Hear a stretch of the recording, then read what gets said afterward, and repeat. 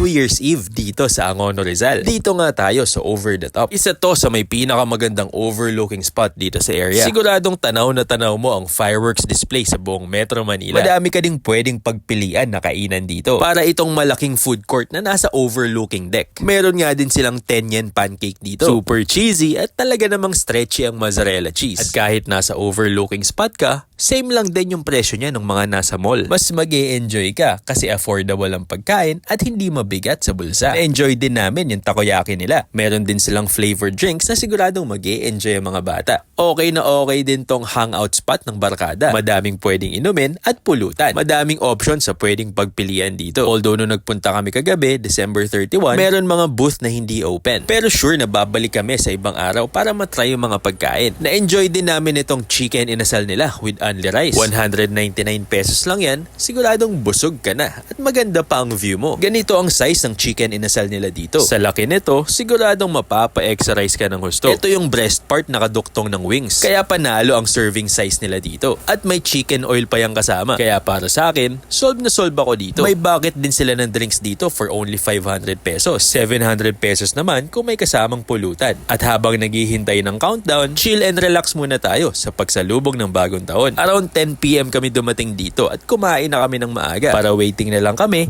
at ready na para sa fireworks display. Bago mag alas 12, ilang beses pa nga umulan at umambon. 15 minutes before 12, talagang bumuhos pa ang ulan. Pero syempre, pagdating ng alas 12, tumila yan para ma-enjoy natin ang fireworks. Maliban sa view ng fireworks sa Metro Manila, marami din nagpaputok dito sa paligid. Mas napasaya ang pagsalubong sa bagong taon dahil dito kami nag-celebrate sa Over the Top. Enjoy kami ng gusto dahil meron silang live band dito buong gabi. Kaya mas naging masaya at entertaining itong New Year's Eve.